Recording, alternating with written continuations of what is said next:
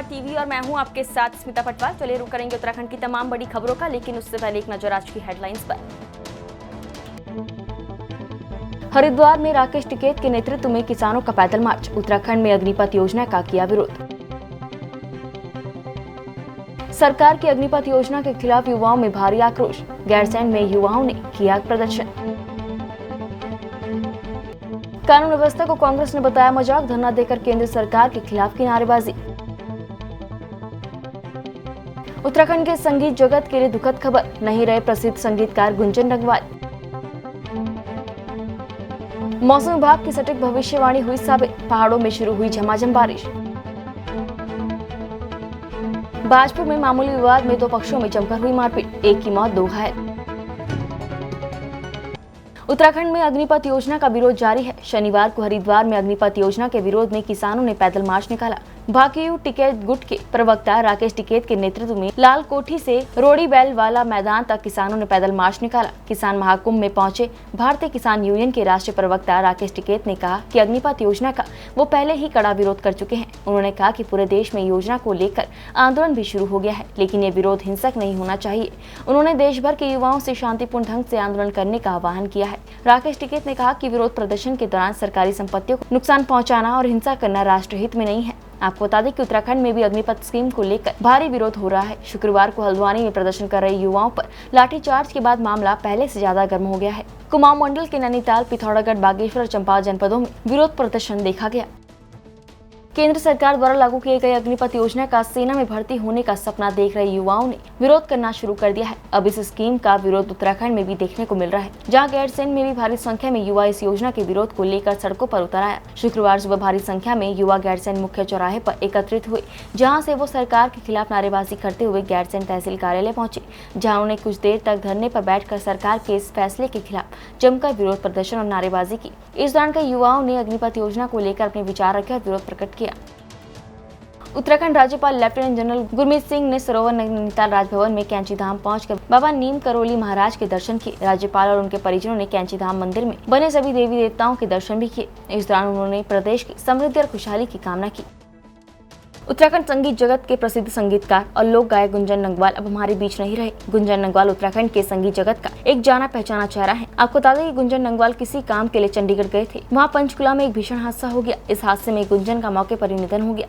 गुंजन अपनी मेहनत और लगन से बहुत ही कम वक्त में उत्तराखंड के संगीत जगत पे अपना नाम कमा लिया था। अगर इस वक्त उत्तराखंड में बेहतरीन म्यूजिशियन डायरेक्टर के नाम गिने जाएं तो उन चंद युवाओं में गुंजन का नाम भी आता है। संगीत में प्रयोग और गीतों में बेजोड़ शब्दों के माध्यम से वो हर प्रस्तुति को बेहतरीन बना देते थे। चेता की चेतवाली जैसे प्रसिद्ध गीत में भी गुंजन नगवाल ने ही संगीत दिया था। गुंजन के जाने से उत्तराखंड के संगीत जगत को एक बड़ा झटका लगा है। देश की कानून व्यवस्था और न्यायिक व्यवस्था पर सवाल खड़े करते हुए कांग्रेस ने काशीपुर में भाजपा सरकार के खिलाफ जोरदार प्रदर्शन किया। नगर अध्यक्ष संदीप सहगल के नेतृत्व में कांग्रेस ने एसडीएम कार्यालय पर जोरदार नारेबाजी के साथ प्रदर्शन करते हुए कहा कि लोकतंत्र खतरे में है और न्यायिक व्यवस्था पूरी तरह से चरमा गई है। बुलडोजर चलाकर जिस तरह से सरकार लोगों को परेशान करने का काम कर रही है वो न्यायोचित नहीं है, जबकि इस देश की कानून व्यवस्था में इसका कोई स्थान नहीं है। आप देखिए, इस देश की जो लोकतंत्र इसलिए खतरे में है कि सारी जो हमारी न्यायिक व्यवस्था है, जो हमारे इंस्टीट्यूशंस है, सब खत्म। सिर्फ एक गुंडागर्दी, बुलडोजर लाओ, किसी का भी घर तोड़ो। कई बार ये लगता है कि आप अपने देश में रह रहे हो कि किसी अफगानिस्तान जैसे देश में जहाँ पर गुंडागर्दी का राज है, आप उस देश में रह रहे हो, समझ ही नहीं आता। तो एक कांग्रेस का समय था, सारी न्यायिक व्यवस्था से जो भी काम होता था सब न्यायिक व्यवस्था से होता था, लोकतांत्रिक व्यवस्था से होता था। तो आज हमारा लोकतंत्र खतरे में है। गुंडागर्दी का जो इनका नीति है वो चरम पर है। किसी का घर ले जाके तोड़ दीजिए। कोई लोग बेरोजगार हैं, महंगाई सड़ चढ़ के बोल रही है।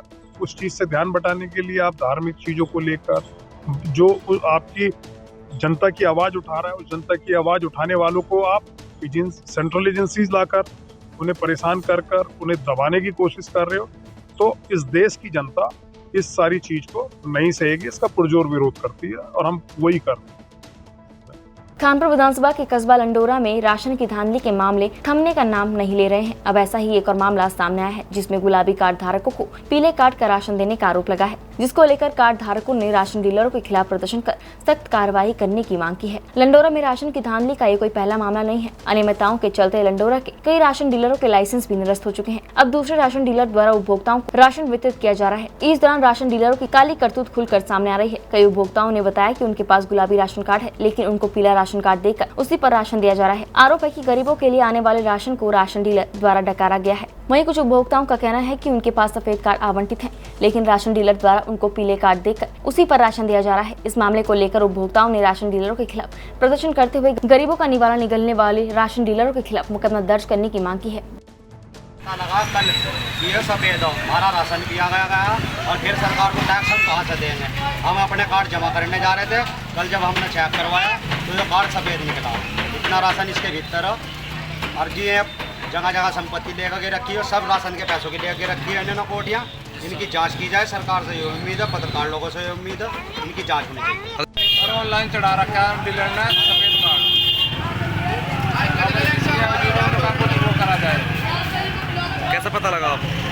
हमें पता लगा है जैसे यहाँ का कार्ड निरस्त हो रहा है डीलरों का, फिर ये 84 का डीलर बांट रहा है। इससे पता लगा है कि तुम्हारा कार्ड यहाँ ऑनलाइन सफ़ेद है।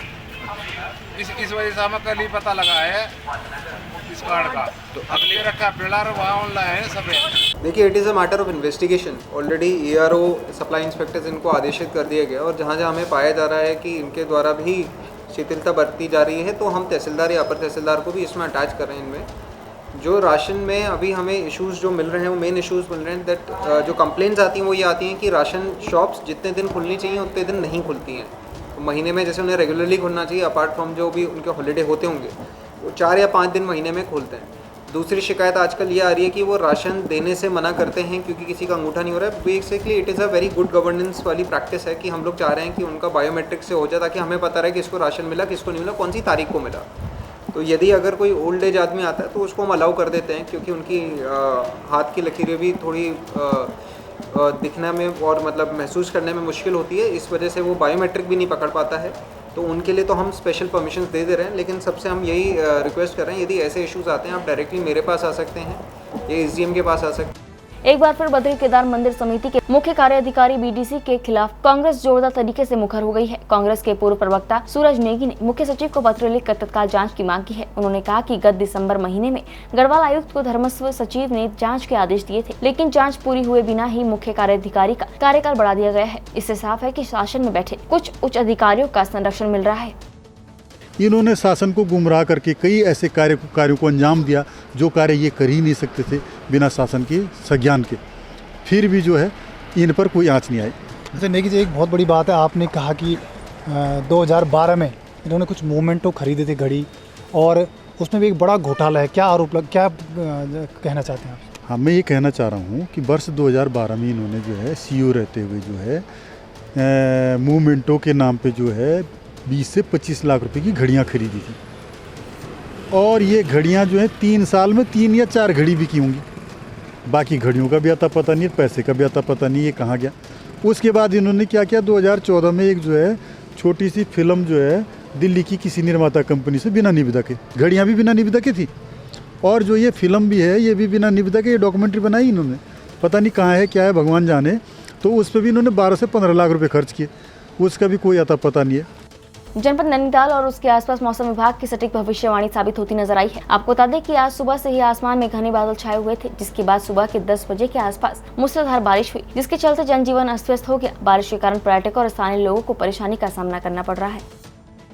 अखिल भारतीय आयुर्विज्ञान संस्थान एम्स ऋषिकेश में 8वें अंतर्राष्ट्रीय योग दिवस के अंतर्गत विभिन्न कार्यक्रम विधिवत शुरू हो गए हैं, जिसके तहत 21 जून तक विभिन्न कार्यशालाओं का आयोजन किया जाएगा। इसी के साथ संस्थान में 75वें अमृत योग महोत्सव मनाया जाएगा, जिसके तहत विभिन्न वर्गों की योग कार्यशाला हुई। शुक्रवार को आयोजित कार्यशाला में संस्थान के dean academics professor Manoj Gupta ने बताया कि योग शरीर, मन और आत्मा के मिलन का माध्यम है।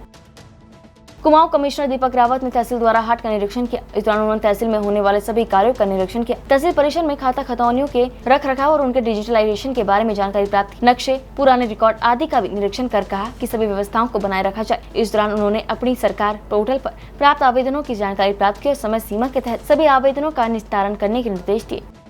कॉरिडोर की योजना है, ये प्रथम दृष्टया इसको लेके है कि जो हमारी रोड है उसको हम वाइडन करें, और जो मानस के स्थल से मानस खंड में आजकल पढ़ भी रहा हूँ तो उसमें तो खैर बहुत ही ज़्यादा स्थल हैं, कई सारे स्थल हैं, छोटे छोटे स्थल भी मानस का पार्ट है, जो कि एक अच्छी बात है। उसमें जो हमारे स्थल हैं, सबसे पहली स्टेज में हम उनकी कनेक्टिविटी बढ़ा रहे हैं। तो जो वहाँ तक का मार्ग है, वहाँ तक की रोड की चौड़ाई है, इनफैक्ट उसमें जो आपका जो रोड है नैनीताल से जो कर्णप्रयाग जो हाईवे जा रही है, इसका भी डबल लेन प्रस्तावित है और वो यहीं से गुजरेगा, ऑटोमेटिकली कनेक्टिविटी आपकी सुधरेगी।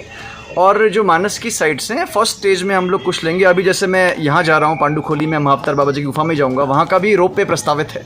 उसकी जो अंतिम एंड की जो सड़क थोड़ा आई थिंक 700-800 मीटर कच्चा है जी, उसका प्रपोजल भी हमने भेजा है, उसको पर्सनली मैं मॉनिटर कर रहा हूँ। और कुल मिला के हमारी जो ये साइट्स हैं, पौराणिक साइट्स हैं, ऐतिहासिक जितनी भी हमारी धरोहर हैं, इन सब में लोग आएँ, उससे टूरिज्म बढ़े, यही उद्देश्य है।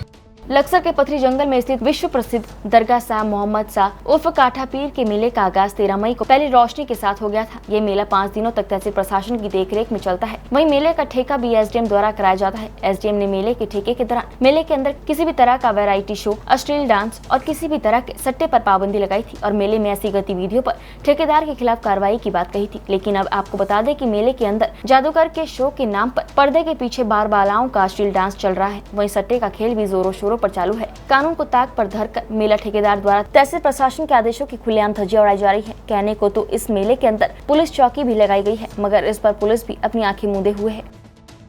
नैनी डांडा चौकी के अंतर्गत धुमाकोट में एक लोडर वाहन दुर्घटनाग्रस्त हो गया। बताया जा रहा है कि वाहन के दुर्घटनाग्रस्त होने से उसमें सवार एक युवक की मौत हो गई, जबकि वाहन चालक गंभीर रूप से घायल हो गया। वाहन धुमाकोट से हल्दूखाल की तरफ जा रहा था। प्रभारी थाना अध्यक्ष नैनी डांडा चौकी भावना भट्ट ने बताया कि नैनी डांडा ब्लॉक के तहत धुमाकोट के हल्दूखाल के समीप एक लोडर वाहन अनियंत्रित होकर 100 मीटर गहरी खाई में जा गिरा। वाहन में चालक के साथ एक और सवार था। दुर्घटना की सूचना आसपास के ग्रामीणों ने पुलिस को दी। पुलिस ने मौके पर पहुंचकर दुर्घटना में घायलों का रेस्क्यू कर सीएससी नैनी डांडा पहुंचाया। प्रभारी एसएचओ भट्ट ने बताया कि दुर्घटना में वाहन चालक और सवार को गंभीर चोटें आई है। दुर्घटना में दोनों बेहोशी की हालत में पाए गए थे। पुलिस ने एम्बुलेंस की मदद से घायलों को सीएससी नैनी डांडा पहुंचाया, जहां डॉक्टरों ने वाहन में सवार 17 साल के सिमली गांव निवासी सुनील को मृत घोषित कर दिया। एसएचओ ने बताया कि वाहन चालक राजेंद्र को गंभीर चोटें आई है, जिसे डॉक्टरों ने हायर सेंटर रेफर कर दिया है।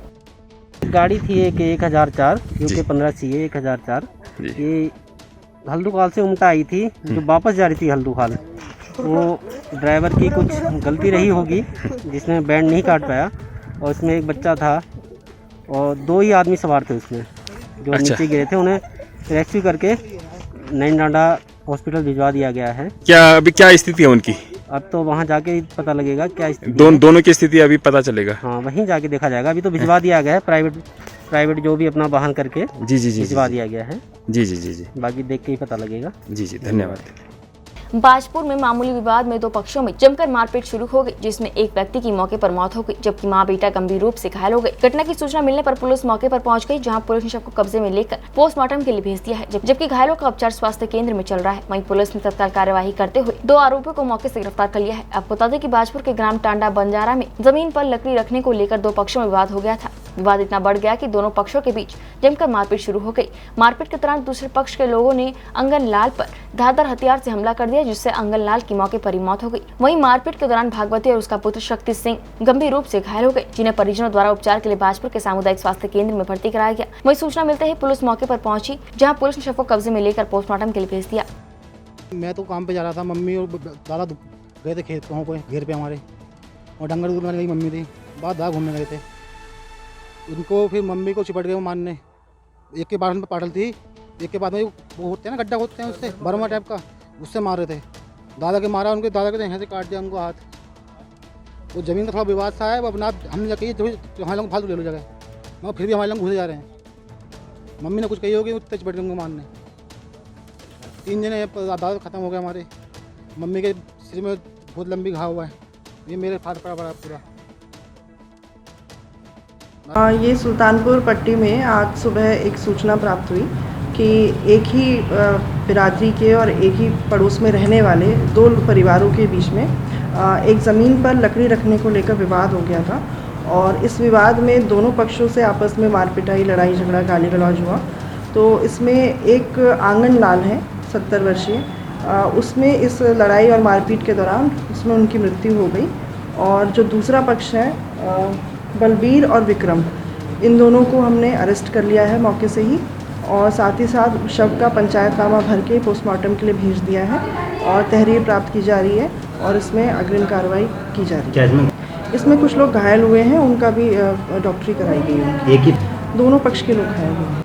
कॉर्बेट नेशनल पार्क की धनगढ़ी रेंज में बाइक से ड्यूटी कर वापस आ रहे एक दैनिक श्रमिक पर बाघ ने हमला बोलते हुए उसे गंभीर रूप से घायल कर दिया। घायल श्रमिक को उपचार के लिए रामनगर के सरकारी अस्पताल लाया गया, जहां उसकी हालत गंभीर होने पर चिकित्सकों ने प्राथमिक उपचार के बाद उसे हायर सेंटर रेफर कर दिया। आपको बता दें कि 2 दिन पहले भी इसी क्षेत्र में बाघ में सड़क मरम्मत का कार्य कर रहे खलील नाम के श्रमिक पर हमला बोलते हुए उसे मौत के घाट उतार दिया था। शुक्रवार को ग्राम चौपड़ा अमगढ़ी निवासी 28 वर्षीय बॉबी चंद्र, जो की कॉर्बेट टाइगर रिजर्व में दैनिक श्रमिक के पद पर तैनात है। बताया जा रहा है कि बॉबी शुक्रवार को कॉर्बेट टाइगर रिजर्व की सरपतुली रेंज से ड्यूटी कर वापस बाइक से धनगढ़ी की ओर आ रहा था। इसी बीच रास्ते में बाघ ने उस पर अचानक हमला बोल घायल कर दिया। घटना के बीच घायल श्रमिक के परिजन भी अस्पताल पहुंचकर उन्होंने विभागीय अधिकारियों पर आरोप लगाए।